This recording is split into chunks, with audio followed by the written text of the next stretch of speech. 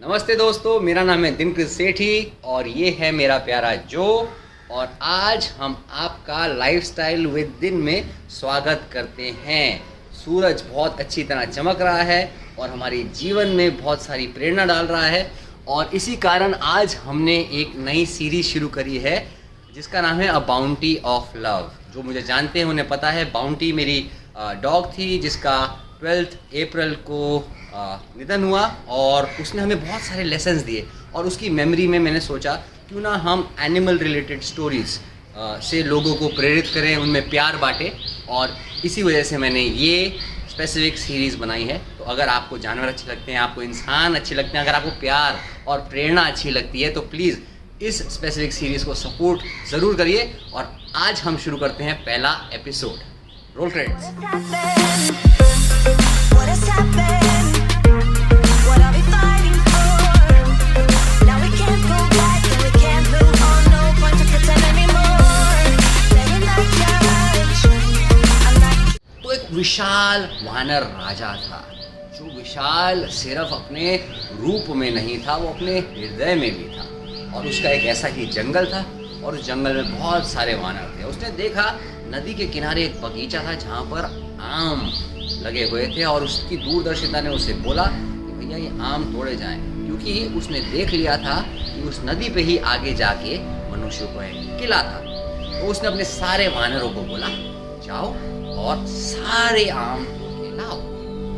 आम तोड़ने की जो प्रक्रिया थी वो शुरू तो कर दी थी छोटे बंदरों ने, लेकिन उनके अंदर वो दूरदर्शिता नहीं थी, तो उन्होंने उतने ध्यान से काम नहीं करा और एक आम यहीं बचा रह गया। अब जब ये आम पका, ये नदी में गिरा और नदी से आगे बहा, तो आगे भाव के साथ चलते चलते वो पड़ गया जो कि किले का राजा था उसके हाथ में। वो नदी में आ रहा था, उसने देखा ये क्या विचित्र चीज है, थोड़ा पीला थोड़ा लाल, बहुत ही अजीब सा, अच्छी खुशबू आ रही है, ये क्या चीज़ है। उसने अपने मंत्रियों से पूछा, मंत्रियों ने बोला ये आम है, बहुत ज़्यादा टेस्टी होता है, इसका बहुत ही अच्छा स्वाद होता है, आप क्यों ना इसे थोड़ा सा सेवन करें। तो ये बहुत ही शक्की राजा था जो मनुष्यों का था। जैसे सारे मनुष्य होते हैं, थोड़ा शक करते हैं ज़िंदगी में, हिसाब के साथ प्यार करते हैं, जैसे मैंने पहले बोला। उसने अपने सारे मंत्रियों को वो थोड़ा थोड़ा आम का सेवन कराया और देखा पहले कि वो मरे तो नहीं, क्योंकि इसमें जहर भी हो सकता है। उसके बाद उसने उसका सेवन करा और उससे इतना मंत्रमुग्ध हो गया, वो पागल हो गया वो खा के, कि उसने कहा मुझे और चाहिए। तो उसने नाव में अपने बहुत सारे सैनिक वगैरह बिठाए और वो चले गया नदी में ऊपर की तरफ जहाँ से वो आम आया था। वहाँ उसे वो बगीचा दिखा और उस बगीचे पे उसे बहुत सारे बंदर दिखे। उसके ध्यान में ये आया कि भैया ये जो है आम बंदरों के साथ बांटना नहीं है, तो इन बंदरों को नष्ट करना पड़ेगा। तो सबसे पहले इन बंदरों को मारते हैं, उसके बाद आम ढूंढ लेंगे। अब क्या हुआ, उसने बंदरों पे धावा डाल दिया और जैसे ही बंदरों पे अटैक हुआ, राजा, बंदरों के राजा जो दूरदर्शी राजा था, उसके पास ये खबर पहुंची। उसने कहा आज वो दिन आ गया है जिसके बारे में मैंने उस समय आप सारे बंदरों को बोला था। इंसानों के हाथ में एक मिठास भरा फल लग चुका है, अब वो इसके लिए कुछ भी करेंगे, मारेंगे, काटेंगे। तो अब इस पराक्रमी राजा ने अपने बंदरों को बचाने के लिए क्या करा, वो सुन के आपके होश में, उसने देखा कि सब डर रहे हैं, तो उसने भागा, वो जंगल से दूर भागा और देखा कि वहाँ पर एक खाई है, बड़ी सी खाई है, जिसको पार करना छोटे बंदरों के लिए बहुत मुश्किल था।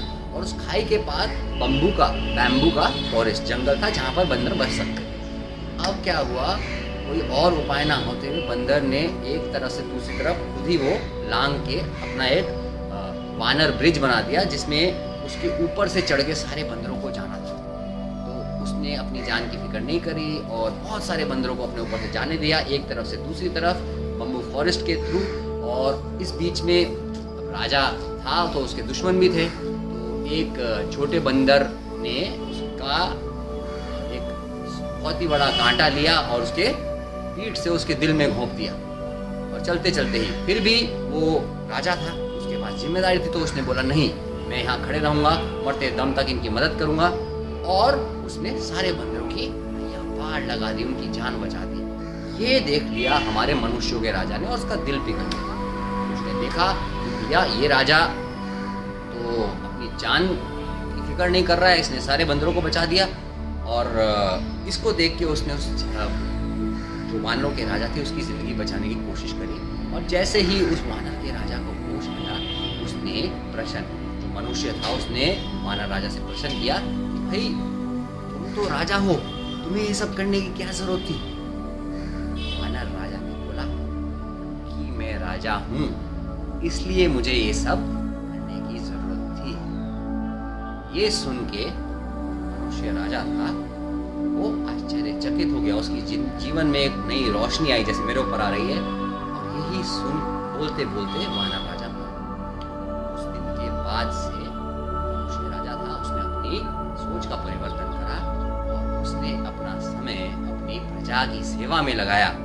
उसने अपने अंदर से लोभ हटाया और उसने उस बम्बू का जो जंगल था, जहाँ पर सारे बंदर रह रहे थे, उनकी प्रोटेक्शन के लिए अपनी आर्मी को बोला कि उनका हमेशा ख्याल रखा जाए। ये स्टोरी थी, लेसन अब आएगा। तो दोस्तों, हमारे अंदर भी ऐसा ही खेल चलता रहता है। सबसे पहली बात तो ये है कि हम भी अपनी प्रजा के राजा हैं। जो हमारी प्रजा है वो बहुत विशाल है और उस प्रजा में हमारे अंदर दोनों, दूरदर्शी वानर राजा जिसने अपनी देह त्याग दी अपनी प्रजा के लिए, और दूसरा प्लेजर वाला राजा जो अपने खुद के मंत्रियों पे भी शक कर रहा था कि वो उसकी जान ना ले, वैसा राजा रहता है। आपको क्या करना है जीवन में? आपको सही राजा को चुनना है।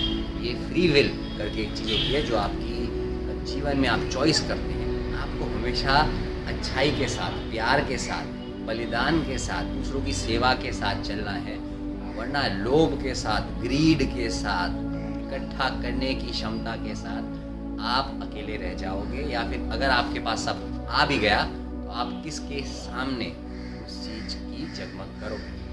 तो अपनी जो ऊर्जा है उसे बचा के रखो। अपनी ऊर्जा को आप अच्छी जगहों पर लगाओ, बुरी एनर्जी से दूर रहो। जितना आप ये करोगे आपकी ऊर्जा और तीव्र होगी और ऊपर जाएगी और आप अच्छे निर्णय लोगे जीवन में। और जितना आप बुरी ऊर्जा के साथ रहोगे तो आपके निर्णय भी उतने ही खराब रहेंगे। आपके आसपास हर किस्म की ऊर्जा है, लेकिन ये आपकी चॉइस है कि आप क्या चुनते हो।